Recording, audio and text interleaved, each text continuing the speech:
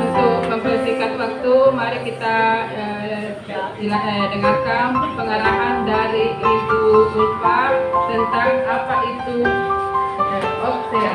Kepada Ibu Ulfa,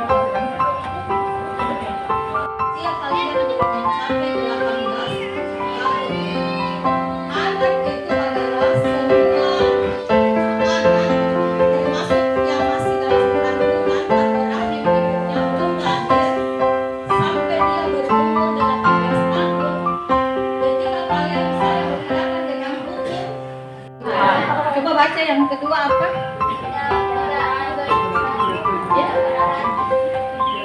Ya, kalau gender itu tidak secara langsung ada dalam diri seseorang menurut kodratnya sejak ia lahir. Sedangkan kalau jenis kelamin itu sudah melekat pada diri kita secara kodrat sebagai manusia ketika dilahirkan oleh orang tua kita. Pasti kita punya jenis kelamin. Nah, gender itu bisa berubah, sedangkan jenis kelamin tidak bisa. Tapi sekarang ada kelompok juga mau berubah. Kemudian selanjutnya apa lagi?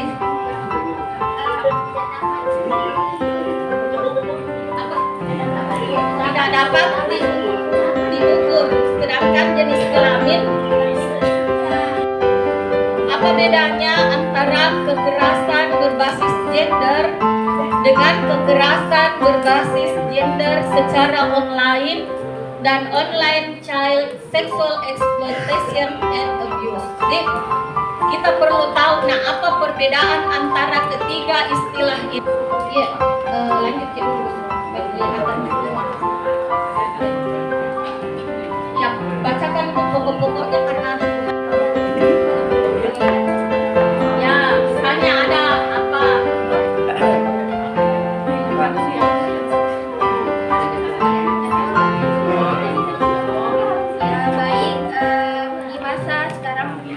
banyak anak-anak yang sudah memiliki HP, baik dari umur 5 tahun, 4 tahun, atau sebagainya.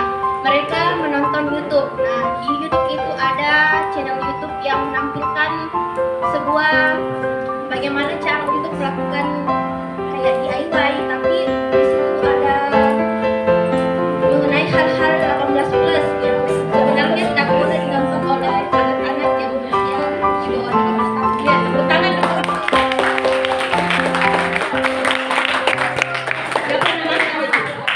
Adiba. Jadi Adiba sudah berbagi pengalaman dengan kita bahwasanya di channel YouTube itu, terus terang ibu juga penggemar YouTube, tapi yang saya tonton itu adalah video-video pembelajaran yang dilakukan oleh guru-guru yang saya mau tiru juga bagaimana nanti saya lakukan hal tersebut di dalam kelas. Iya. Ada iklan. Nah, iklannya itu mengarah ke misalnya obat kuat. Iya. Bukan obatnya saja yang ditampilkan, tapi yang diperkuat juga itu ada di situ. Nah, ini bahaya kalau disaksikan oleh anak-anak yang masih kecil. Apalagi kalau kita taruh sembarang handphone kita, kemudian diputar oleh anak-anak kita, adik-adik kita di rumah. Yang dia cari itu misalnya kartunya Upin Ipin, terus yang muncul itu aneh-aneh. Iya. Oke. Terima kasih Adiba sudah berbagi. Coba dari anak laki-laki, maukah bercerita kepada teman-temannya atau pernah punya pengalaman mencari informasi pengetahuan tiba-tiba yang muncul yang 18 tahun ke atas. Ya, ada yang bisa ya. Coba Ilhur atau sengaja mencari anak. Ya, siapa yang bisa berbagi dengan ayo, anak laki-laki satu orang juga. Masa laki-laki kalah sama perempuan. Berbasis gender ini harus ya. Adakah anak laki-laki yang berani tampil di depan teman-temannya nak? Ada kan? Nanti kalau begitu ke Sukma, nanti kalau pas pertanyaannya nih saya lemparkan ke anak laki-laki ya. Bumi online.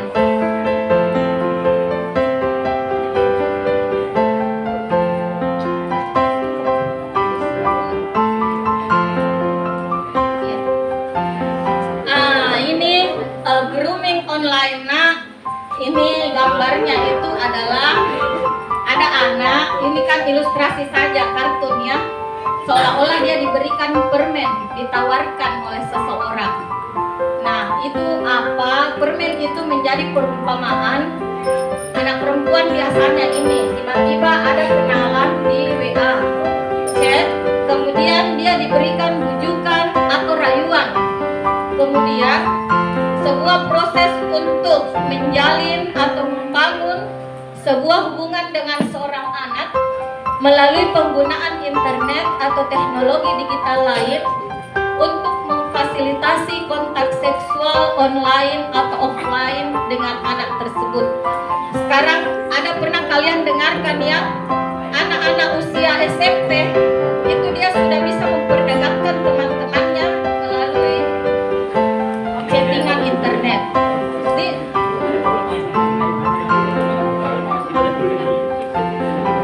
Ini permen bukan gula-gula betulan, tetapi dia itu diumpamakan bujukan atau rayuan yang diberikan oleh seseorang pria dewasa, kemudian dia meminta anak ini menghubungi temannya, ya. Kemudian mereka membuat janji atau di mana sehingga bisa terjadi kekerasan seksual juga pada anak tersebut.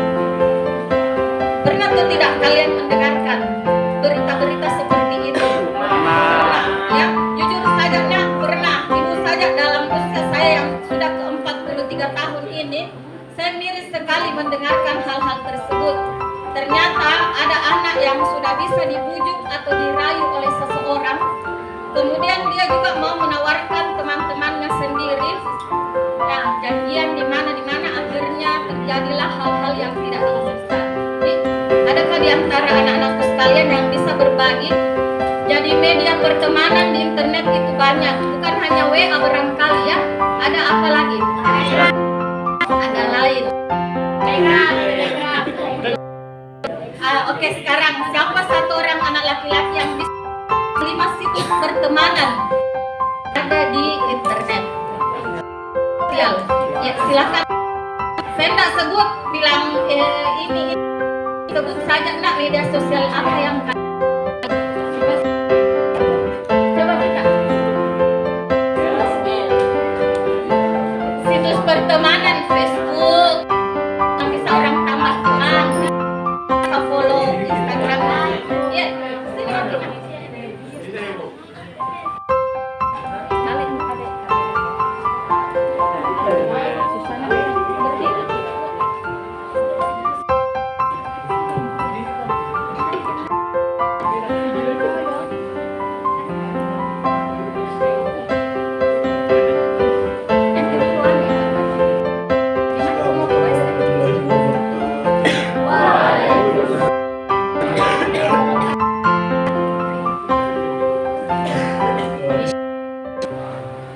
sebutkan ke 5 Discord, WA, Instagram, Telegram, Twitter. di Twitter lah, cerita dulu sedikit pengalaman.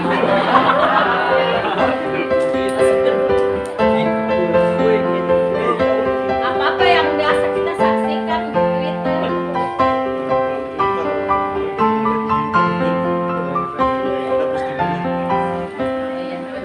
Twitter kan biasa itu masalah politik ya. Masalah apa lagi? Oh, yang trending topik. Ya, apa lagi? Kalau yang di situs pertemanan di Instagram kita apa di situ? Apa kita gunakan kita untuk apa? Kenalan. Selain kenalan apa lagi? Ya, sharing karya, menampilkan hasil karya pada orang lain. Ya, ya tepuk tangan.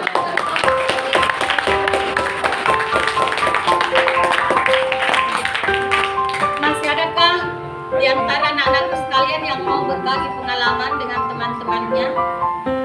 Ya. Selanjutnya ada ini. Ya. Kita perlu tahu itu istilah-istilahnya. Jangan sampai kita nanti mudah-mudahan di sekolah ini insya Allah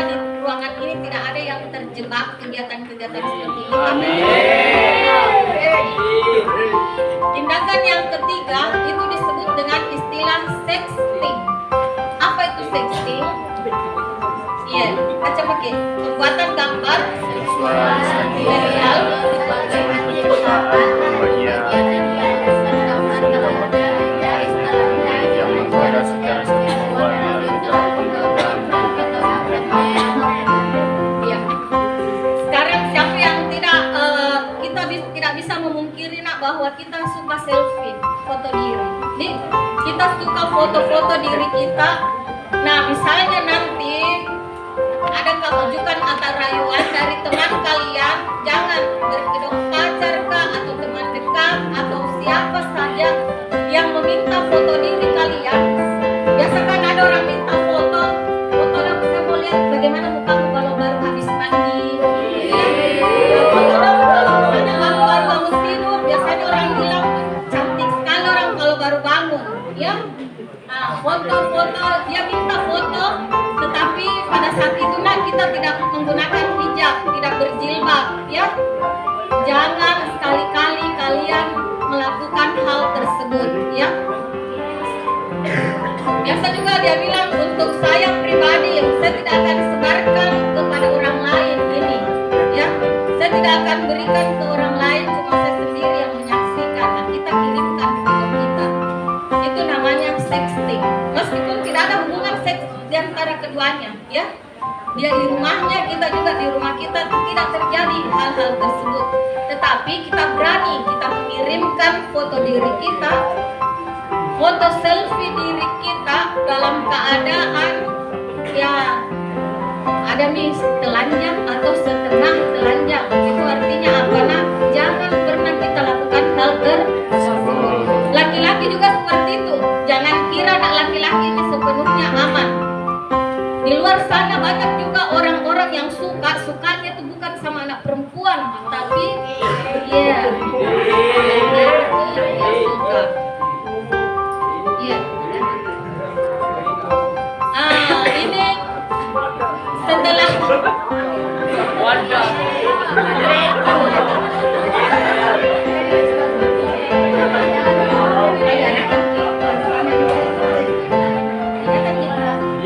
Oke.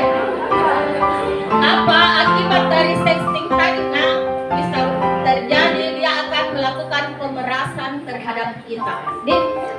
Jadi kalau orang sudah bisa memeras kita dengan kedok bahwa saya akan menyebarkan tadi foto diri kamu kepada masyarakat umum yang bisa mencemarkan nama dirimu dengan nama baik keluarga, nama baik sekolah juga kita bawa. Nah, itu sudah namanya penyimpangan yang disebut dengan istilah sextortion. Jadi, apa definisinya? Yaitu pemerasan terhadap seseorang dengan bantuan gambar orang tersebut untuk mendapatkan imbalan seks atau keuntungan lain dari orang tersebut di bawah ancaman materi tanpa persetujuan dari orang lain yang digambarkan. Ya.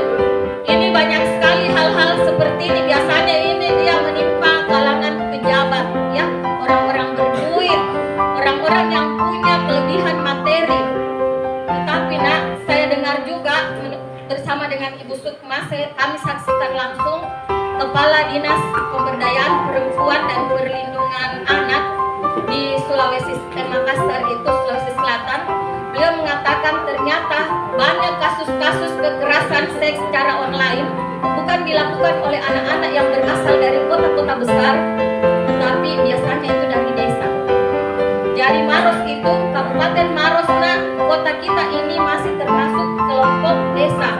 Kenapa banyak terjadi di desa? Karena rata-rata orang tua anak-anak yang ada di desa itu di kota-kota kecil seperti kota kita ini kurang mengawasi anak-anaknya dalam menggunakan HP-nya. Jangan sampai ada yang sudah janjian di mana kan itu tempat janjian di Maros yang paling banyak itu. Di PTB.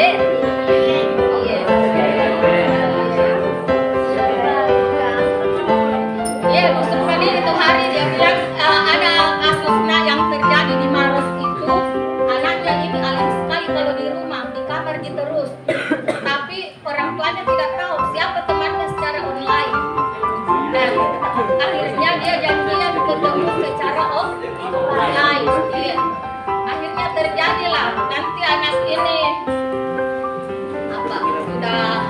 di luar nikah baru orang tuanya tahu tentang keadaannya ya.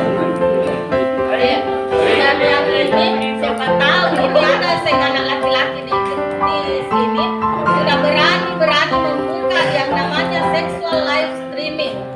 Ada siaran langsung berkedok seperti TikTok, dia video-video short, video-video pendek, tetapi dia itu mengarah ke aktivitas seksual. Seperti apa?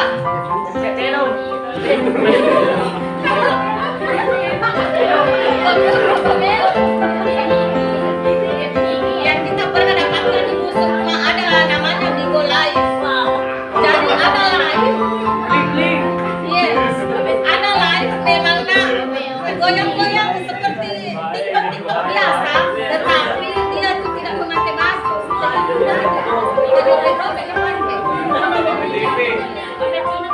Ya, anak-anak sekarang yakinlah ibu, bohong kalau tidak pernah melihat secara sekilas iklannya atau apanya dia ya seperti itu. Nah, apa dampaknya? Apa kira-kira dampaknya kalau kita sering melihat hal-hal seperti itu? Kecanduan. Ingin mencoba, ya. Kemudian apa lagi? Nah, sekarang ibu mau tanya, langkah apa yang kamu lakukan, ya, sebagai seorang anak untuk membentengi diri dari hal-hal yang sifatnya negatif? Tidak mungkin juga simpan HP tidak digunakan, kan? Iya. Iya, memang dulu satu orang. Ayo tampil dulu nak. Ini videonya nanti Bu share sampai mau dibawa ke Jakarta.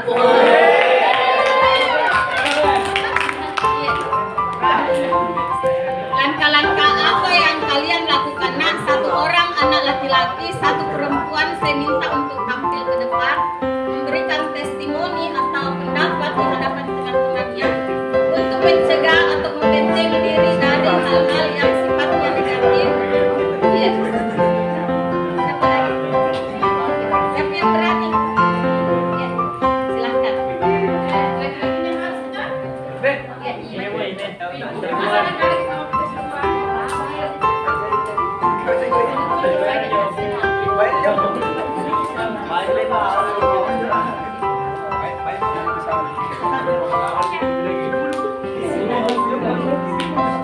Menurut saya,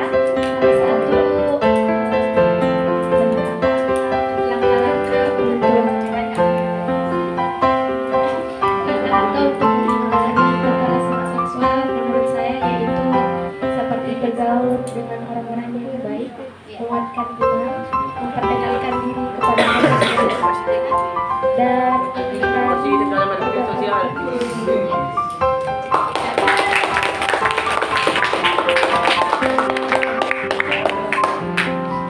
Rahim, selamat pagi. Ini sudah dimulai dari tadi Pak. Oke, jadi intinya adalah menjaga circle pertemanan kita. Jadi dengan siapa kita bergaul, teman-teman siapa yang dekat dengan kita, yang tiap hari berinteraksi dengan kita, dari situ jugalah kita bisa membentengi diri. Bagaimana menjaga diri kita dari hal-hal yang negatif yang bisa saja terjadi ketika kita berinteraksi secara online. Kemudian yang paling utama itu adalah membentengi diri kita dengan keimanan, ya. Bagaimana kita membina hubungan yang baik dengan keluarga, menjalin komunikasi dengan orang tua, dengan kakak, dengan siapa saja yang bisa memberikan nasihat-nasihat kepada kita, menjadi teman curhat, menjadi teman kita untuk berbagi, ya. Pilihlah teman-teman yang baik. Kemudian untuk satu orang ibu minta dari anak laki-laki apa hal untuk dia maju makin nak ceramah juga boleh atau ini saja yang di dekatnya ibu.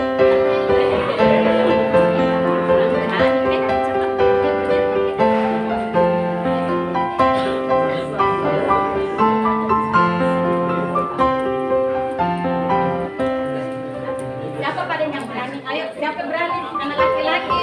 Iya.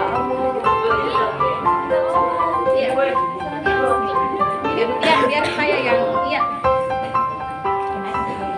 untuk membentengi diri dari hal-hal yang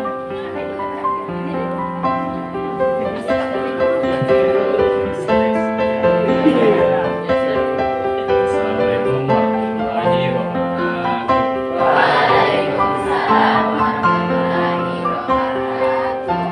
Perkenalkan, nama saya Muhammad Isran. Saya dari kelas MIPA 5, kelas 10.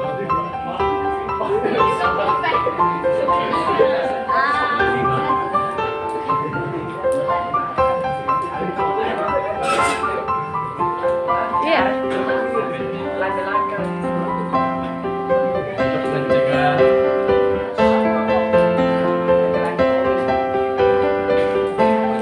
kekerasan berbasis online.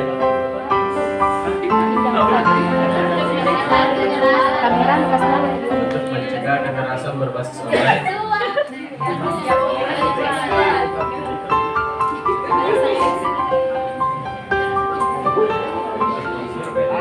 Untuk mencegah kekerasan seksual berbasis online, caranya adalah minta bimbingan arahan orang tua. Yang kedua, menjaga pergaulan lingkungan sekitar. Ketiga, mendekatkan diri kepada Tuhan Yang Maha Esa.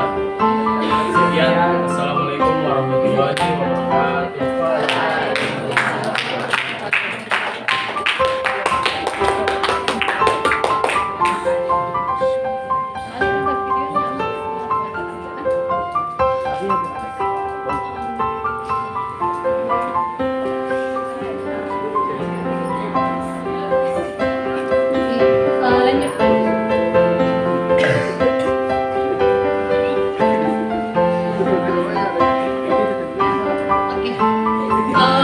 Sekarang nak,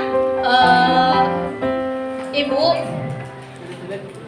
selaku pendidik, bantu kameranya, ya, Nah, balik saja. Ya, Oh. di situ saja. Oke, biar. Oke. Baiklah nak, jadi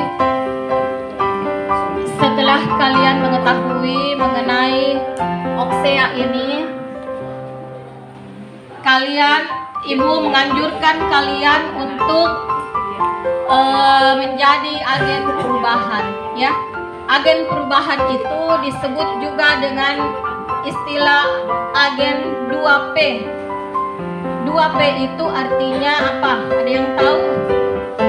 Sebagai pelopor dan pelapor. Oke, Ibu minta pendapatnya teman-teman atau anak-anakku di sini tahu pelapor itu yang seperti apa? Ya, bisa. Yang mana yang disebut dengan pelapor dan yang mana yang disebut dengan istilah pelopor? Ya.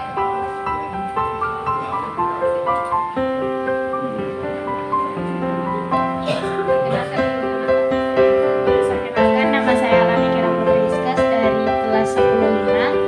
Pelapor adalah orang yang melaporkan kejadian, sedangkan pelopor adalah orang yang dilaporkan. Nama apa? Ya, itu.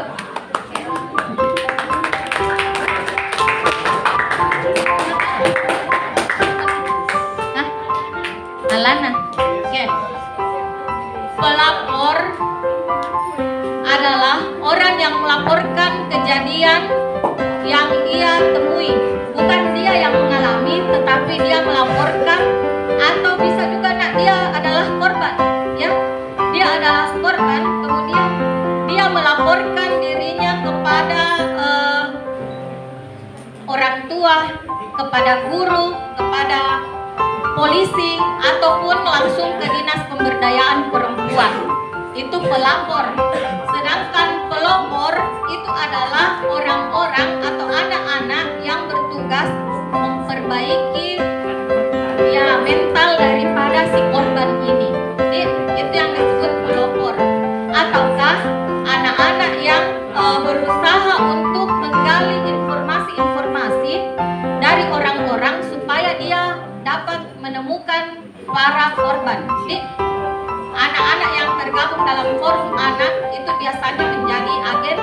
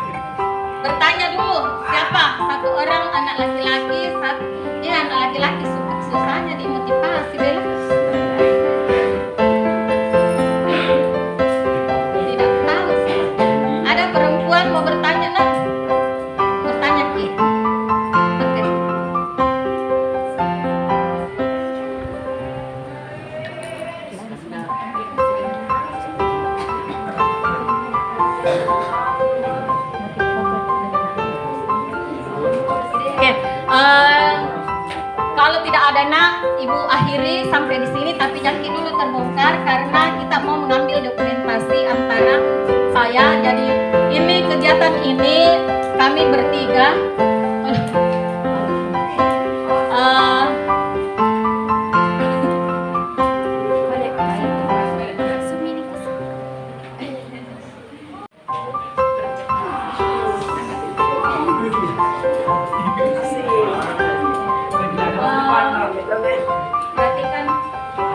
Perhatikan dulu. Jadi perlu saya informasikan kepada anak-anakku sekalian bahwa training OPSEA ini yang terlibat di dalamnya ada 3 orang, yaitu ibu selaku wakil kepala sekolah, kemudian bidang pemulasan, kemudian ibu Sukma yang nanti akan mendampingi kalian selama kurang lebih 3 tahun di sekolah ini selaku guru bimbingan konseling TK, dan Pak Ibrahim adalah wakil daripada kesiswaan, ya. Beliau adalah staf kesiswaan yang akan memberikan edukasi kepada anak-anak sekalian terkait dengan kegiatan pencegahan kekerasan seksual pada anak yang dikenal dengan istilah OPSEA. Mudah-mudahan dengan apa yang kami berikan ini sudah memberikan sebuah informasi baru kepada kalian agar kalian bisa membentengi diri, tidak akan terjerumus dalam hal yang tidak diinginkan yang berbasis kekerasan secara seksual ataupun lain. Mungkin kita akan bersama dulu antara kami dengan